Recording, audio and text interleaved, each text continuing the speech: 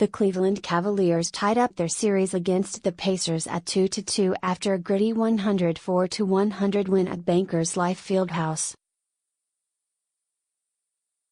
LeBron James led the way with 32 points, 13 rebounds and 7 assists, while Kyle Korver chipped in with 18 points, including 2 vital threes in the fourth quarter.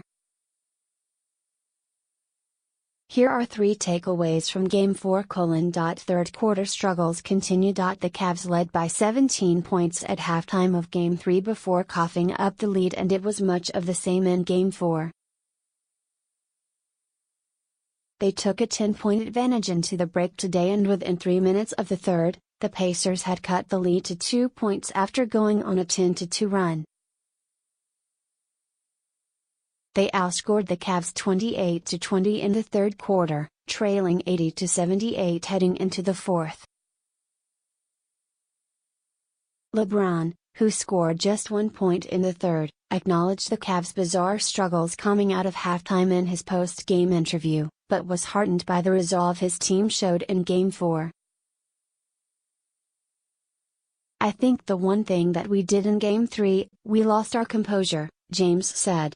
"But the best teacher in life is experience, and it happened again, in Game 4, but we didn't lose our composure, we still made shots even when they made a run, we got stops even when they took a lead in the fourth quarter.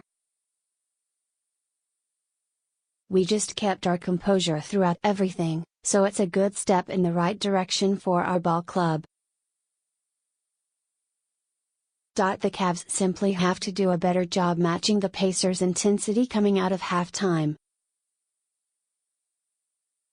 They closed out this game thanks to the ferocity of LeBron James and some timely Korver threes, but they cannot afford to keep letting the Pacers back into games. Shutting down Victor Oladipo had an off night in Game 4, scoring 18 points on 5 of 20 shooting, thanks largely to the stellar defense of J.R. Smith. The Cavs as a team defended Oladipo well, denying the ball and collapsing on him in the key, and while he did a great job pushing the ball in transition and getting to the rim, he just could not convert. The Cavaliers can live with the rest of the Pacers scoring, but taking Oladipo out of the game severely cramps the flow of their offense. "He's a tough cover, but I think J.R. Smith is doing a good job denying him the basketball, just trying not keep it out of his hands," Coach Tyloo said post-game. "Jeff Green did a good job on him, we changed our coverage, Kevin and the bigs were good on him, so it's going to take more than one guy to guard him, we've seen that already, or we wouldn't be blitzing him all over the floor. Kevin Love has to step up. With the Cavaliers roster constructed the way it is, Kevin Love is clearly the number 2 option behind LeBron, but his production is not reflecting that. Love struggled with early foul trouble, scoring just 5 points on 2 of 10 shooting and grabbed 11 rebounds. On the other side of the floor, he had his hands full on defense in the paint as Domantas Sabonis and Miles Turner combined for 36 points. Love is by no means a rim protector, but he has to do a better job of limiting the looks the Pacers can get inside.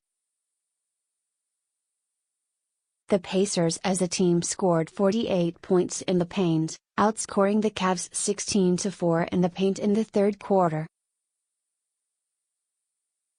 Bonus, Lance Stephenson wants to win more than anyone. While Lance doesn't necessarily stuff the stat sheet, he continues to bring the hustle, especially when it comes to guarding LeBron James.